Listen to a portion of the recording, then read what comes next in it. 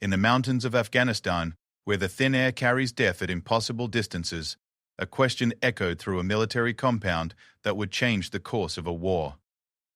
"Any snipers?" the general asked, his voice heavy with frustration. 13 of his best marksmen had failed. 13 times the enemy had slipped away, leaving behind only the whisper of wind and the bitter taste of defeat. What the general didn't know was that sitting quietly in the back of the briefing room, cleaning her rifle with the same methodical precision she applied to everything else, was a woman who would soon make the impossible shot. A shot that would travel 4,000 meters through mountain air, past the limits of what military manuals said was possible, past what physics suggested was reasonable, and straight into legend. This is the story of that shot, and the extraordinary woman who took it. But more than that, it's the story of how silence can be the deadliest weapon of all, and how sometimes the most unlikely person in the room holds the key to victory. Her name was never meant to be in the history books. She was supposed to be invisible, just another soldier doing her job. But when you can hit a target from nearly 2.5 miles away, invisibility becomes your greatest strength and your most dangerous gift. The mountains were waiting. The enemy was confident. And somewhere in the distance, a target was about to meet someone who never missed. The morning sun painted the Afghan mountains in shades of golden shadow, but Staff Sergeant Sarah Chen saw only wind patterns and distance calculations. While other soldiers gathered around the mess tent, sharing coffee and complaints about the thin mountain air, she sat alone on a rock outcropping, watching the valley below through her scope.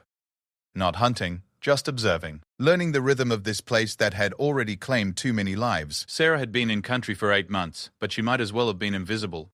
The other soldiers knew her as the quiet communications specialist who kept the radio equipment running flawlessly and never seemed to sleep. What they didn't know was that every night, while they slept, she practiced. In the darkness behind the compound, she would set up targets at distances that made the other snipers laugh. Tin cans at 1,500 meters, water bottles at 2,000. Sometimes, when the moon was bright enough, she would push even further. Her rifle was a custom, Shaytak M200, that she had modified herself, working late into the night with tools she had requested through unofficial channels. The quartermaster thought she was building communication equipment. In a way, she was. Every adjustment to the barrel, every modification to the scope, every hand-loaded round was a form of communication. A conversation between her, the rifle, the wind, and the target that existed somewhere beyond the horizon. The other snipers in the unit were good men. Martinez could hit a playing card at 800 meters. Thompson had once taken out an enemy position at 1,200 meters in a sandstorm. Williams held the unit record at 1,650 meters, a shot that had saved an entire convoy from an ambush. But they talked too much, laughed too loud, and treated their weapons like tools instead of extensions of their own bodies. Sarah had learned to shoot from her grandfather, a man who had served in Korea, and who understood that the best snipers were not made in boot camp, but born in silence. He had taught her to read wind like a language, to feel the heartbeat of the earth through the soles of her feet, to become one with the stillness that exists between heartbeats. Her grandfather had told her that shooting was not about the gun or even the bullet. It was about becoming so quiet inside that you could hear the whisper of destiny. When Sarah enlisted, she had scored perfect marks in marksmanship training, but her instructors had other plans. Women were not snipers in those days, at least not officially. So she became a communication specialist, a role that ironically gave her access to intelligence that the designated marksman never saw. She knew about enemy movements before anyone else. She understood their patterns, their hideouts, their weaknesses. And she waited. The waiting had become a kind of meditation. While other soldiers grew restless with the endless patrols and the cat-and-mouse games with insurgents who knew these mountains like their own backyard, Sarah found peace in the patience required for the perfect shot. She knew that somewhere in these peaks there was a target waiting for her. She could feel it the way a storm feels the pressure drop before lightning strikes. On this particular morning, as she watched the valley through her scope, Sarah noticed something that the intelligence reports had missed. There was a pattern to the movement below, a rhythm that spoke of careful planning and military discipline. The enemy was not just hiding in these mountains, they were preparing for something big. She made notes in a small journal that she kept hidden in her gear, documenting times, locations, and the subtle signs that revealed human presence in what appeared to be empty wilderness. Her observations were more detailed than most intelligence reports, but she had learned long ago that speaking up too often only drew unwanted attention to her unconventional methods. The compound buzzed with routine activity as the day progressed. Mechanics worked on vehicles that had been damaged by improvised explosives. Medics treated soldiers for everything from altitude sickness to combat stress. Supply sergeants counted ammunition and rations, always calculating how long they could hold their position if supply lines were cut. And in the command tent, officers pored over maps and satellite photos, trying to piece together intelligence about enemy movements that always seemed to be one step ahead. Sarah moved through this activity like a ghost, completing her assigned duties with efficient precision, while her mind remained focused on the larger picture that was slowly taking shape. The enemy was planning something significant, and when it happened, the base would need every advantage it could get. That evening, as she cleaned her rifle with the same careful attention she gave to everything else, Sarah overheard a conversation between two officers that confirmed her suspicions. There had been increased radio chatter from enemy positions, coded communications that suggested a major operation was being planned. The brass was worried, and they had good reason to be. The base's snipers had been deployed repeatedly over the past month, trying to disrupt enemy operations and gather intelligence through elimination of key targets. But the enemy had learned to stay beyond their range, positioning themselves at distances that made accurate shooting nearly impossible. Traditional military doctrine said that effective sniper range was limited to about 1,500 meters under ideal conditions. Beyond that, too many variables came into play: wind drift, bullet drop, temperature variations, and the simple mathematics of ballistics. But Sarah had been studying those variables for months, not through textbooks but through countless hours of observation and practice. She had learned to read the mountain winds like sheet music, understanding how air currents moved through the valleys and across the peaks at different times of day. She had memorized the ballistic characteristics of her ammunition at various altitudes and temperatures. Most importantly, she had developed an intuitive understanding of her rifle that went beyond technical specifications. Her grandfather had once told her that the best marksmen were not those who could calculate every variable, but those who could feel the shot before taking it. The mathematics were important, but they were only the foundation. The real skill lay in the ability to become one with the weapon, the environment, and the moment when everything aligned perfectly. As night fell over the compound, Sarah made her way to a usual practice area behind the communications bunker. In the darkness, she set up targets at increasing distances, using night vision equipment that she had requisitioned for equipment maintenance. To anyone watching, it would appear that she was simply testing communication gear. In reality, she was pushing her skills to their absolute limits. The targets tonight were placed at 2,500 meters, further than she had attempted before. The distance was so great that she could barely see the markers through her scope, even with night vision enhancement. But distance was not the challenge. The challenge was reading all the variables that existed in the space between her position and the target. Wind speed at her location was different from wind speed halfway to the target, which was different again at the target itself. Temperature variations created air currents that could push a bullet off course by inches or feet. The rotation of the Earth itself became a factor at such distances, requiring corrections that most marksmen never had to consider. But as Sarah settled into her firing position, all of these calculations became intuitive rather than conscious. Her breathing slowed to match the rhythm of the mountain air. Her heartbeat steadied to a pace that would allow her to fire between beats, eliminating even the smallest movement that could affect accuracy. And in the silence that surrounded her, she could feel the shot taking shape before she ever touched the trigger. The first round was close, hitting just to the left of the target. She made a minute adjustment to her scope and waited for the wind to settle into a pattern she could read. The second shot was closer, and the third found its mark with a satisfaction that was almost musical. As she collected her equipment and prepared to return to her quarters, Sarah knew that she was ready. The enemy might think they were safe at distances beyond the reach of conventional snipers, but they had not accounted for someone who had spent months learning to speak the language of wind and distance and silence.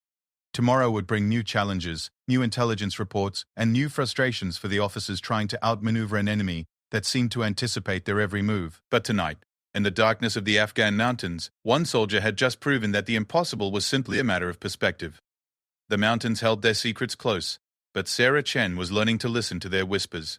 And somewhere in the distance, beyond the range of conventional warfare, a target was waiting for the shot that would change everything. The emergency briefing was called at 0600 hours, and the tension in the command tent was thick enough to cut with a knife. General Morrison stood before a detailed map of the surrounding mountains, his weathered face showing the strain of too many sleepless nights and too many impossible decisions. Red pins marked enemy positions that intelligence had identified over the past week, and each pin represented a threat that seemed to grow bolder with each passing day. Staff Sergeant Williams entered the tent first, his sniper rifle slung over his shoulder with the casual confidence of a man who had made impossible shots look routine. Behind him came Martinez, Thompson, and the rest of the designated marksmen, their faces already showing the grim determination that came with high-stakes missions. They had been called for special assignments before, and they knew that when the brass gathered this early in the morning, lives hung in the balance. Sarah followed at a distance, officially present as the communications specialist who would coordinate radio traffic during the operation. She found a seat in the back corner of the tent, her equipment bag at her feet, and her modified rifle hidden in a standard-issue case that drew no attention from the assembled soldiers. To everyone else, she was simply another support specialist doing her job. But her eyes were already studying the map, reading the terrain with the same intensity that a musician reads sheet music. The general wasted no time on preliminaries. Intelligence had identified a high-value target operating from a position deep in the mountains, coordinating attacks that had cost them 3 convoys and a forward observation post in the past 2 weeks.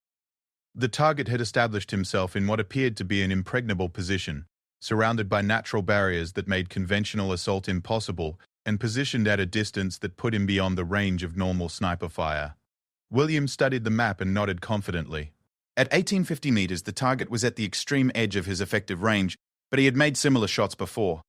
The general assigned him the primary position on a ridge that would provide the best angle of approach, with Martinez and Thompson as backup support in case the first attempt failed. The mission began before dawn, with the 3 snipers moving to their assigned positions under cover of darkness.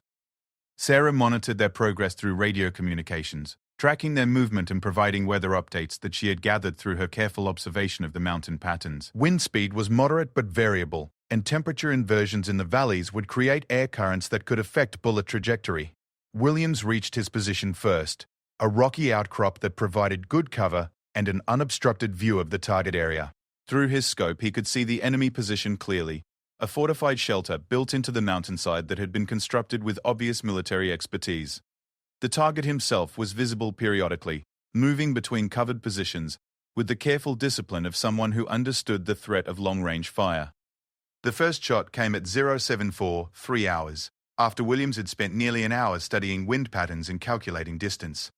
The bullet traveled across the valley in a perfect arc, but fell short by approximately 20 meters, impacting the rocks below the enemy position. The target immediately disappeared into cover, but intelligence suggested he would eventually have to show himself again. Williams made adjustments to his scope and waited. The second shot, taken 15 minutes later, was closer but still missed the mark, passing just over the target's position. The third attempt, taken after another careful calculation of wind speed and bullet drop, struck the rocks near the target but caused no damage to the enemy position. Martinez took over the primary shooting position at 093 hours, bringing a different rifle and a fresh perspective to the challenge. His specialty was shooting in difficult weather conditions, and he had confidence that his experience with variable winds would give him the edge needed to make the shot. But the mountains seemed determined to prove that experience alone was not enough.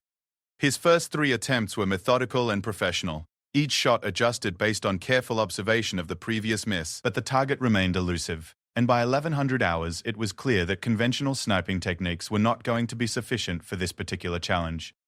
Thompson took his turn in the early afternoon, bringing with him a reputation for making shots that other marksmen considered impossible. His approach was more aggressive, taking shots with less time for wind reading but relying on instinct and experience to guide his aim.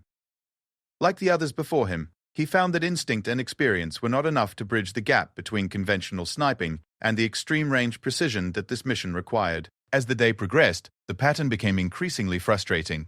Each sniper was skilled and experienced.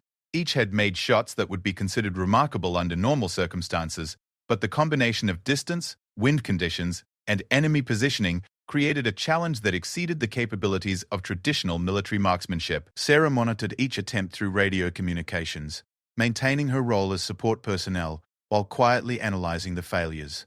From her position in the communications bunker, she could see the target area through her own scope, and she began to understand why the shots were missing their mark. The other snipers were calculating wind speed and direction at their own positions, but the projectile path took the bullets through multiple wind zones with different characteristics. At 2,200 meters from their firing positions to the target, the bullets were in flight for nearly 3 seconds, enough time for multiple variables to affect trajectory. Wind speeds were different at various altitudes as the bullets arced over the valley. Temperature variations created air currents that were invisible to observation, but significant enough to push a bullet off course. And the target himself was positioned in a location that had been chosen specifically to take advantage of these natural defenses. By 1500 hours, 6 more snipers had attempted the shot, each bringing different skills and equipment to the challenge. Rodriguez tried using a different caliber ammunition that he had modified for extreme range shooting. Patterson attempted shots from a different angle, moving to a position that provided better wind protection but increased the distance to nearly 2,000 meters. Davis brought specialized equipment that could measure wind speed at multiple points along the bullet path, but even with this technological advantage, his shots fell short of the mark. The frustration was beginning to show in the radio communications. These were professional soldiers who took pride in their abilities, and the repeated failures were affecting morale throughout the unit. The target, meanwhile, seemed to understand that he was safe from conventional sniper fire, occasionally showing himself for longer periods as if taunting the marksmen who were trying to reach him. General Morrison called for a tactical review at 16:30 hours, bringing the snipers back to base to discuss alternative approaches. The enemy position was clearly well chosen and expertly defended, but the mission remained critical. Intelligence indicated that the target was planning a major operation that could cost dozens of American lives, and conventional assault on his position would require resources that were not available and would likely result in heavy casualties. The review session was tense and professional, with each marksman providing detailed analysis of their attempts and suggestions for alternative approaches. Williams proposed using different ammunition that might perform better at extreme range. Martinez suggested waiting for different weather conditions that might provide more favorable wind patterns. Thompson recommended bringing in artillery support to destroy the entire mountain face where the target was positioned. But artillery was not an option. The target area was too close to civilian populations, and intelligence needed the target captured or eliminated in a way that would provide access to his communications and planning materials. A direct hit from a sniper's bullet was the only acceptable solution, but after 13 attempts by some of the best marksmen in the military, that solution seemed impossible. Sarah sat quietly in the back of the briefing tent, listening to the discussion and making calculations in her head. The other snipers were approaching the problem with traditional military thinking, but tradition had its limitations. They were calculating variables that could be measured, but they were missing the variables that could only be felt. The wind patterns in the valley were not random. They followed predictable cycles based on temperature changes throughout the day, air pressure variations caused by the mountain geography, and thermal currents that rose from the valley floor as the sun moved across the sky. These patterns could not be measured with instruments, but they could be learned through patient observation and intuitive understanding. As the briefing continued, Sarah made notes in her private journal, documenting observations that had occurred to her during the day's failed attempts. The target was not just hiding behind distance and wind. He had positioned himself in a location where the natural ballistics made accurate shooting nearly impossible using conventional methods. But nearly impossible was not the same as impossible. The general concluded the briefing with orders to try again the following morning, using different positions and alternative approaches, but the frustration in his voice was clear, and everyone in the tent understood that if the next round of attempts failed, they would be forced to abandon the mission or resort to tactics that carried unacceptable risks. As the soldiers filed out of the tent, Sarah remained in her seat, staring at the map and thinking about the 13 failed attempts. Each marksman had been skilled and professional. Each had brought years of experience and training to the challenge, but skill and experience had not been enough. What was needed was something beyond the scope of traditional military doctrine. That night, Sarah made her way to her usual practice area behind the communications bunker, but instead of setting up targets, she simply sat in silence and watched the valley below. The wind patterns that had frustrated the other snipers were speaking to her in a language that she had spent months learning to understand. And in that language, she was beginning to hear the solution to a problem that had stumped 13 of the best marksmen in the unit.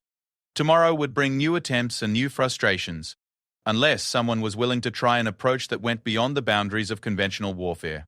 The target was waiting, confident in his safety, unaware that somewhere in the darkness below, a silent soldier was learning to speak the language of the impossible. The second day began with the same grim determination that had characterized the first. But there was an underlying tension that spoke of time running out.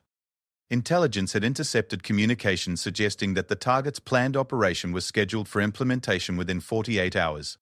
Whatever attack he was coordinating would happen soon, and the window for preventing it was closing rapidly. General Morrison stood before the assembled marksmen with the weight of command heavy on his shoulders. 3 more snipers had been brought in overnight, specialists with different training backgrounds and alternative approaches to long-range shooting. Johnson had experience with anti-material rifles that could reach extreme distances. Crawford had trained with British Special Forces and brought techniques that differed from standard American doctrine. Baker had spent years in law enforcement, where precision shooting often meant the difference between saving hostages and losing innocent lives. The briefing was shorter this time, focused on practical adjustments rather than theoretical discussions. The target remained in the same position, apparently confident that distance provided absolute protection. Surveillance had confirmed that he was indeed the high-value individual identified by intelligence, and his elimination remained the mission priority. Johnson took the first position of the day, setting up his Barrett M82 anti-material rifle on the same ridge that Williams had used the previous morning. The weapon was designed for engaging vehicles and equipment at extreme range, and Johnson believed that its increased power might compensate for the variables that had defeated the precision rifles used in the earlier attempts. His shots were thunderous compared to the precision rifles, echoing across the valley like artillery fire.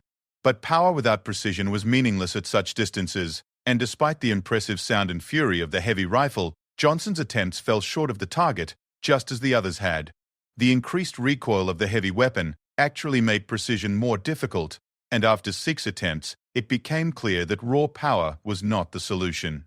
Crawford brought a different philosophy to the challenge, using techniques he had learned from mountain warfare specialists who had operated in similar terrain during conflicts in other parts of the world. His approach emphasized patience and environmental adaptation, spending hours studying wind patterns before taking a single shot.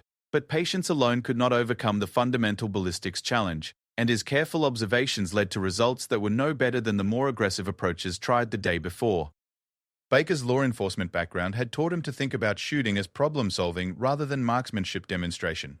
He approached each shot as if it were a hostage situation where calculation and precision mattered more than military doctrine. His shots were more accurate than most of the previous attempts, but accuracy at 2,200 meters required more than law enforcement precision. It required an understanding of variables that existed beyond the scope of civilian shooting experience. By midday, 3 more of the unit's best marksmen had failed to reach the target. The pattern was becoming depressingly familiar. Careful preparation, methodical shooting, near misses that served only to confirm that the target remained safely beyond their reach. Radio chatter indicated that the enemy was growing more confident, with increased activity around the target position that suggested preparations for the planned operation were accelerating. Sarah continued her role as communications coordinator, monitoring radio traffic and providing weather updates to the snipers, but her real attention was focused on the subtle patterns that the other marksmen were missing.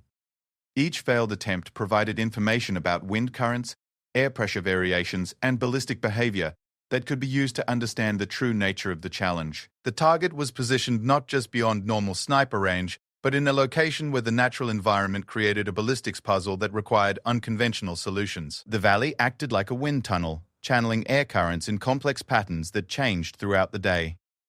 Temperature variations between the sunny ridges and the shadowed valleys created thermals that could lift or drop a bullet by several feet during its flight. And the target himself moved between positions that had been carefully chosen to take advantage of natural barriers and wind shadows. At 14:30 hours, the 13th sniper of the 2-day period made his final attempt. Sergeant First Class Morrison, the general's own nephew, and a marksman with an impressive record of long-range shooting, had been held in reserve as a final option. His approach combined elements of all the previous attempts: precision equipment, careful environmental observation, alternative positions, and years of experience with difficult targets.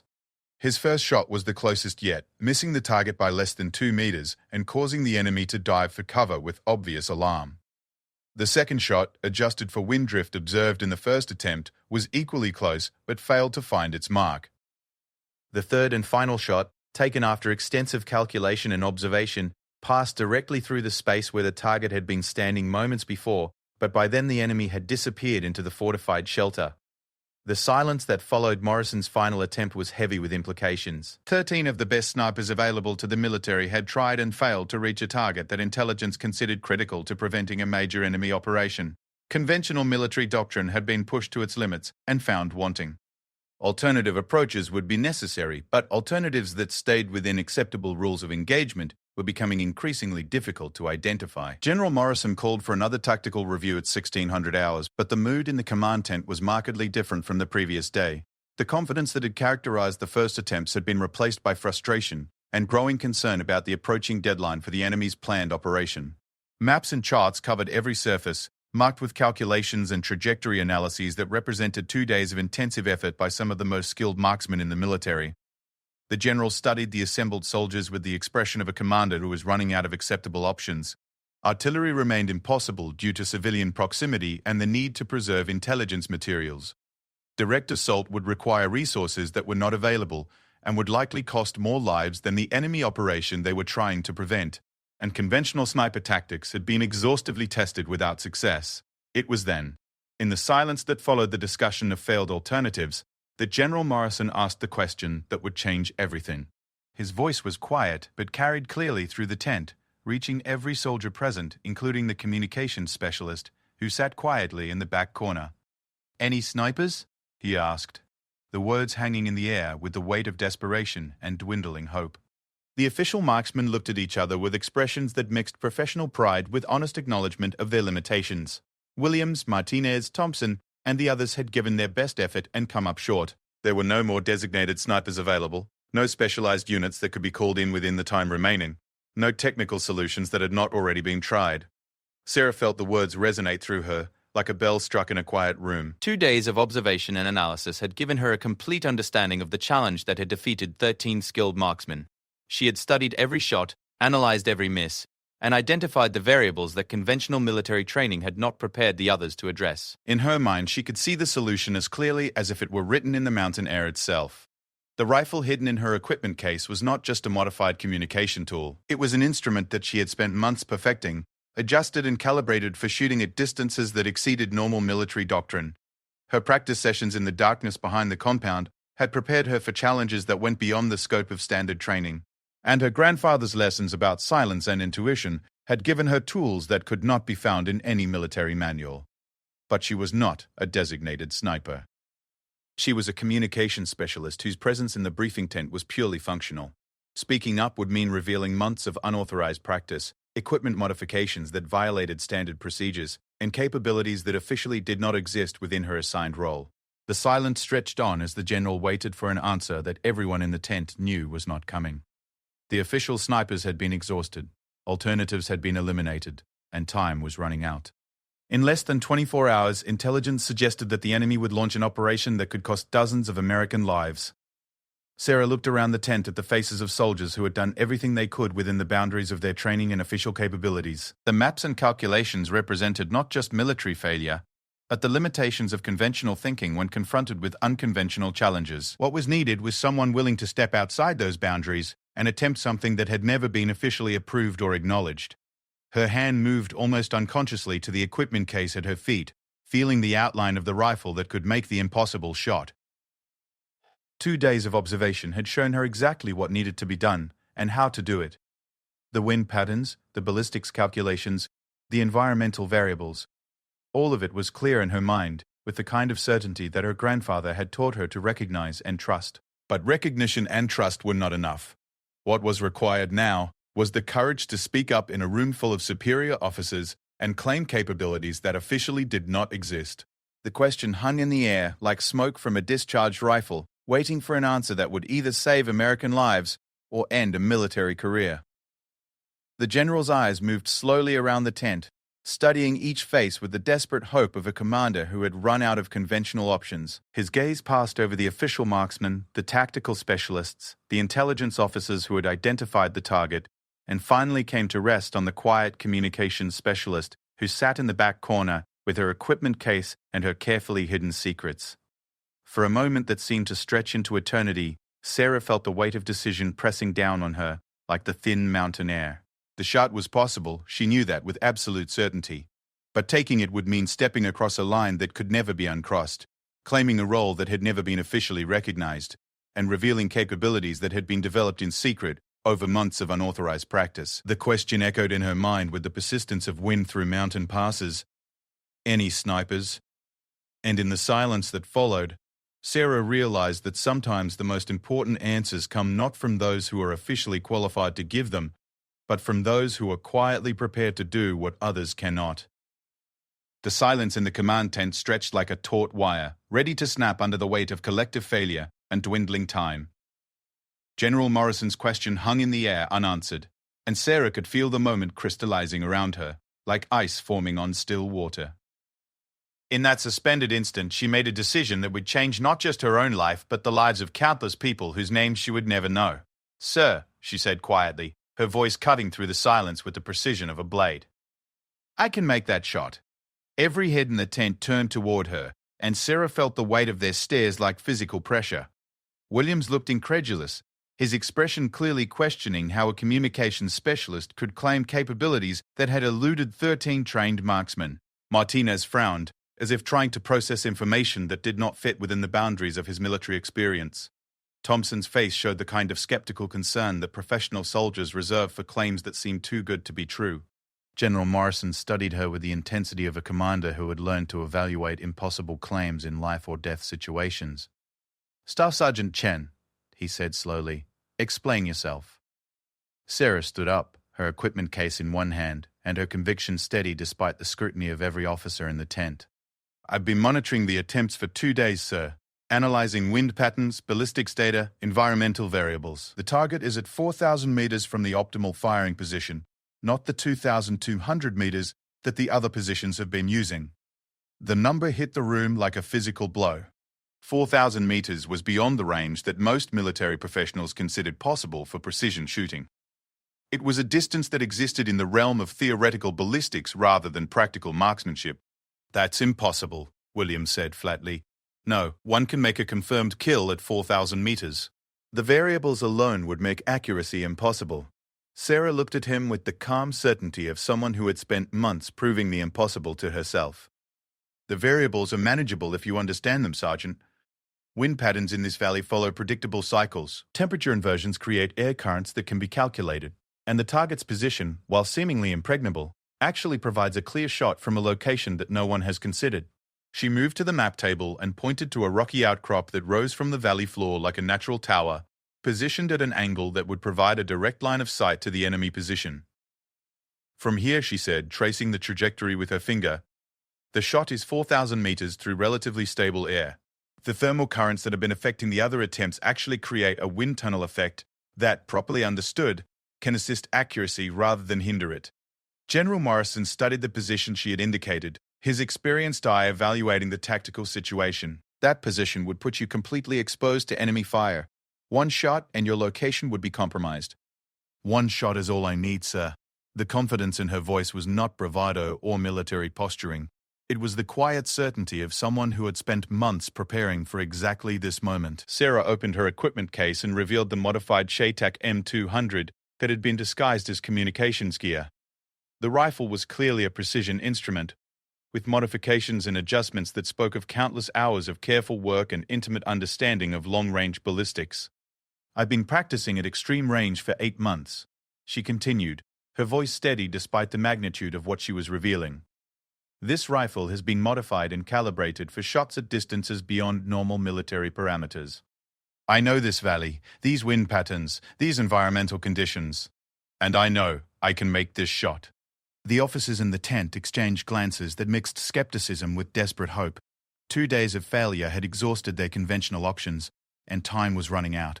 Intelligence reports indicated that the enemy's planned operation was scheduled for implementation within hours, not days.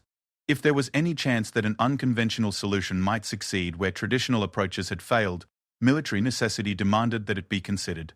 Colonel Patterson, the senior intelligence officer, spoke up with the careful tone of someone evaluating claims that seemed too extraordinary to believe. "Staff Sergeant, you're talking about a shot that would set a new record for military marksmanship.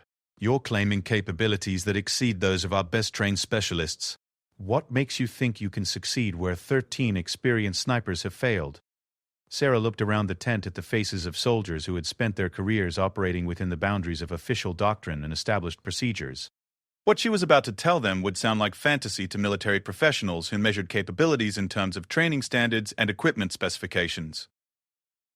"My grandfather taught me to shoot, sir." Korean War veteran who understood that marksmanship is not just about mathematics and equipment, it's about becoming one with the environment. reading variables that can't be measured with instruments, and developing an intuitive understanding of ballistics that goes beyond technical training. She paused, knowing that what she said next would either convince them or end her military career.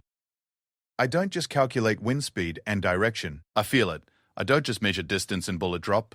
I understand the conversation between the rifle, the bullet, and the target. That happens in the silence between heartbeats.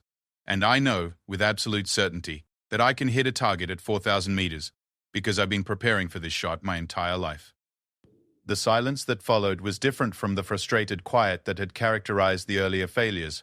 This was the silence of military minds trying to process information that existed outside their normal parameters. General Morrison studied Sarah with the expression of a commander who had learned to make impossible decisions based on incomplete information and desperate circumstances.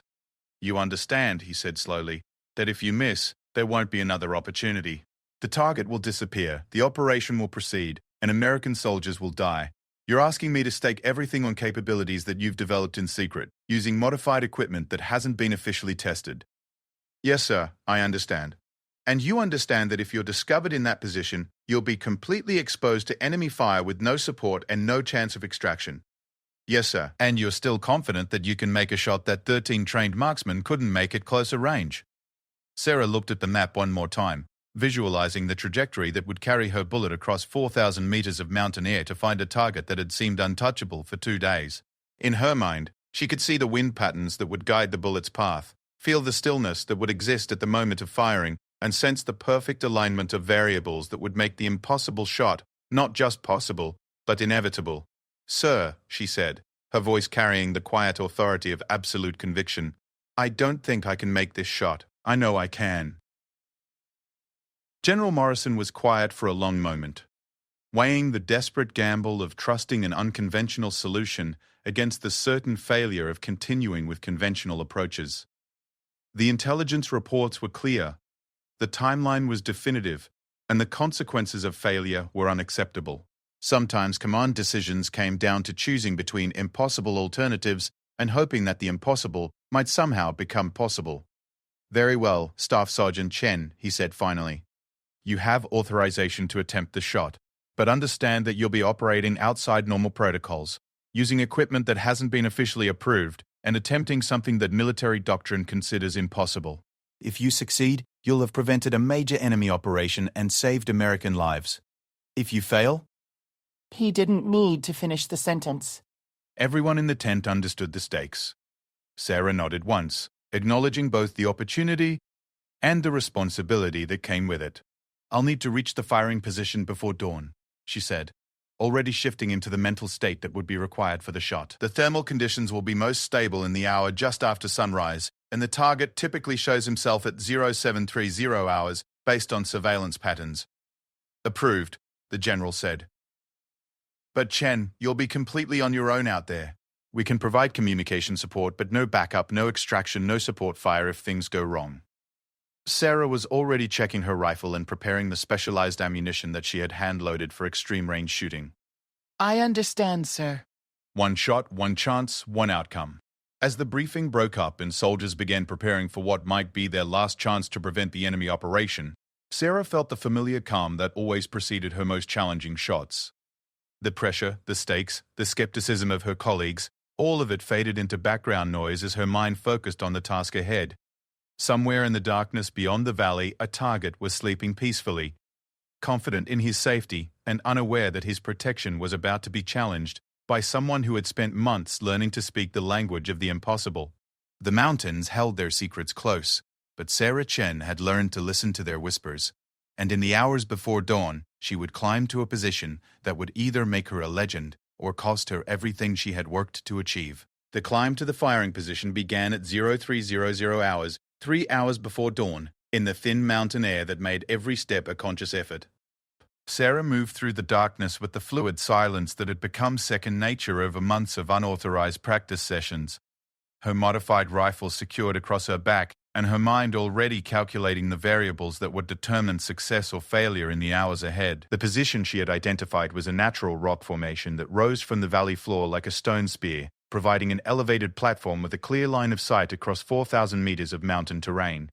Reaching it required climbing skills that were not part of standard communications training. But Sarah had spent her off-duty hours exploring every ridge and outcrop in the area, learning the geography with the intimacy of someone whose life might depend on knowing exactly where to place each foothold. As she climbed, Sarah's mind moved through the calculations that would guide her, shot with the automatic precision of a mathematical equation. Wind speed at her position was currently 8 miles per hour from the northwest, but the valley below would channel that wind into patterns that changed with the terrain. Temperature was 43 degrees Fahrenheit and rising as the sun approached the horizon. Barometric pressure was stable at 24.2 inches, adjusted for the 500-foot elevation that made every breath a conscious effort. But these measurable variables were only the foundation for what would really determine the success of her shot. The true challenge lay in reading the invisible currents of air that would carry her bullet across nearly 2.5 miles of mountain terrain, through temperature zones and wind patterns that could push the projectile off course by feet or even yards. Sarah reached her firing position at 0:44.5 hours and immediately began the process of becoming one with the environment. This was not the hasty setup that characterized combat shooting, but the methodical preparation that her grandfather had taught her was essential for shots that existed at the edge of possibility. She studied the valley through her scope, reading the subtle signs that revealed wind direction and air movement, the way grass bent on distant slopes, the movement of dust particles caught in the early light, the behavior of birds that rode the thermals rising from the valley floor. At 0530 hours, as the first light touched the peaks around her, Sarah began loading her ammunition. Each cartridge had been hand-loaded with powder charges calculated specifically for the temperature and air pressure conditions, using bullets that had been selected and weighed to ensure perfect ballistic consistency. The ammunition represented months of experimentation and testing, calibrated for shooting at distances that existed beyond the scope of factory specifications. The rifle itself was positioned with the precision of a scientific instrument, supported on a bipod that had been adjusted to compensate for the natural slope of the rock formation. Sarah checked and rechecked every component: scope alignment, trigger pull, barrel condition, ammunition seating. At 4,000 meters, any imperfection in equipment or setup would be magnified into a miss that could cost American lives. At 063 hours, Sarah settled into her final firing position and began the breathing exercises that would synchronize her body rhythms with the requirements of extreme-range shooting. Her grandfather had taught her that the most important shot happened before the rifle was even fired, the shot that aligned mind, body, and environment into a single, unified system capable of delivering a bullet with surgical precision across impossible distances. Through her scope, she could see the target area clearly despite the 4,000-meter distance. The enemy position was built into the mountainside with obvious military expertise, providing cover and concealment that had protected the high-value target for weeks. But the same geographical features that provided protection also created predictable patterns of movement and exposure that could be exploited by someone with patience and understanding. At 07:15 hours, Sarah observed the first signs of movement in the target area. Surveillance had established that the enemy followed a routine schedule, with the high-value individual typically emerging from cover at approximately 0730 hours to observe the valley and coordinate with subordinates. This morning ritual provided a window of opportunity that would last no more than 2 or 3 minutes.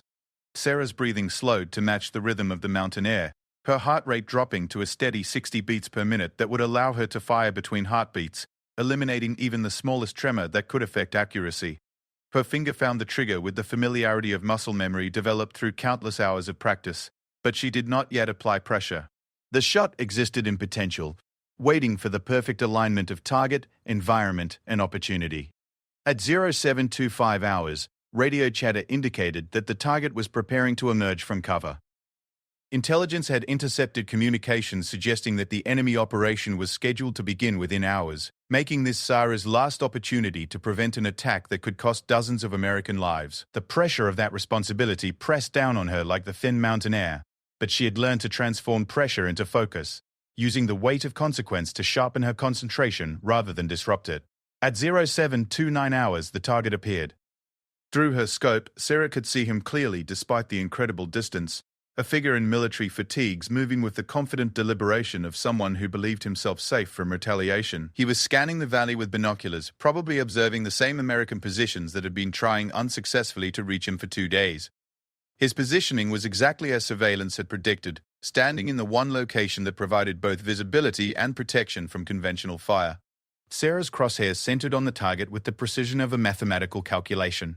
The distance reading on her scope showed exactly 4,000 meters, confirmed by laser rangefinder and verified through triangulation with known landmarks. Wind indicators showed air movement that matched her predictions, flowing in patterns that she had studied and memorized over months of observation. But the real guidance for her shot came not from instruments or calculations, but from the intuitive understanding that her grandfather had taught her to develop and trust. In the silence that existed between heartbeats, Sarah could feel the bullet's path as if it already existed in the air before her. She could sense the precise moment when all variables would align to create a corridor of possibility through 4,000 meters of mountain terrain. The moment arrived, like the intersection of mathematical precision and natural rhythm. Wind speed stabilized at exactly the predicted velocity. Temperature reached the optimal point for ballistic performance. The target positioned himself in the precise location that provided the clearest shot. And in the absolute silence that existed at the center of her concentration, Sarah felt the shot take shape with the certainty of physical law. Her trigger pull was smooth and deliberate, applying 3.5 pounds of pressure with the gradual inevitability of sunrise. The rifle fired with a muzzle blast that echoed across the valley like thunder, sending a 750-grain bullet on a trajectory that would take nearly 4 seconds to reach its destination. In those 4 seconds, Sarah remained motionless behind her scope, tracking the bullet's path through air that shimmered with heat waves and wind currents. At this distance, she could not actually see the projectile in flight, but she could feel its progress with the same intuitive certainty that had guided her trigger pull. The bullet arced high over the valley, following a parabolic path that took it 200 feet above the intervening terrain, before dropping toward the target with mathematical precision. At 0730 hours and 14 seconds, the bullet found its mark. The impact was visible through Sarah's scope as a sudden disruption in the target's movement, followed by immediate collapse and stillness. The shot had traveled 4,000 meters through mountain air, through wind zones and temperature variations that had defeated 13 previous attempts, and had struck with the precision that made the impossible routine. Radio confirmation came 3 minutes later from spotters who had been monitoring the target area with high-powered optics. Target down. Confirmed kill at 4,000 meters. Mission accomplished. The words reached Sarah through her radio headset, but they seemed to come from very far away, filtered through the profound silence that followed the completion of something that had been months in the making. She remained in position for another 10 minutes, confirming that the target was permanently neutralized and that no immediate threats had emerged from the enemy position. When she finally rose from her firing position, Sarah felt the transformation that comes with crossing a line that can never be uncrossed. She was no longer a communications specialist who practiced shooting in secret. She was a sniper who had just made the longest confirmed kill in military history, preventing an enemy operation that intelligence estimated would have cost at least 30 American lives. The climb down from the firing position took longer than the ascent, partly due to fatigue and partly due to the need to avoid enemy patrols that were now actively searching for the source of the shot that had eliminated their commander. Sarah moved through the mountain terrain with the same silent precision that had characterized her approach, but she carried with her the weight of achievement that would reshape not just her own identity, but the boundaries of what military doctrine considered possible. She reached the base compound at 0945 hours, her rifle secured in its disguised case, and her expression showing nothing of the magnitude of what she had just accomplished. To casual observers, she appeared to be simply another soldier returning from a routine mission. But the radio communications that had been monitoring her progress told a different story. General Morrison was waiting for her in the command tent, along with the 13 marksmen who had attempted and failed to reach the same target over the previous 2 days. The atmosphere in the tent was electric, with the kind of excitement that comes with witnessing something that changes fundamental assumptions about what is possible. Staff Sergeant Chen, the general said as she entered the tent, "You have just prevented a major enemy operation and saved American lives through marksmanship that exceeds anything in military records. You've made a shot that will be studied and analyzed for years to come." Sarah stood at attention, her rifle case at her side and her expression calm despite the magnitude of what she had accomplished. "Just doing my job, sir." But everyone in the tent understood that what she had done went far beyond the boundaries of any job description. She had stepped outside the limits of conventional doctrine and proven that the impossible was simply a matter of perspective, preparation, and the courage to attempt what others considered beyond reach. The 4,000-meter shot would become legend, studied in military schools, and analyzed by ballistics experts who would spend years trying to understand how variables that had defeated 13 skilled marksmen could be mastered by someone who was officially a communications specialist. But for Sarah, The shot was not an end but a beginning, the moment when her true capabilities were finally recognized and acknowledged. In the silence that followed the general's words, Sarah realized that she was no longer the invisible soldier who practiced in darkness and hid her skills behind official roles. The question, any snipers, had been answered in a way that would resonate through military history, and the silent woman who had stepped forward to answer it would never be silent about her capabilities again. The mountains still held their secrets, but one of those secrets had just been revealed in the most decisive way possible. And somewhere in the distance, across 4,000 meters of mountain air, the echo of an impossible shot continued to reverberate through the thin atmosphere, carrying with it the proof that extraordinary achievement requires not just skill and preparation, but the courage to attempt what others believe cannot be done.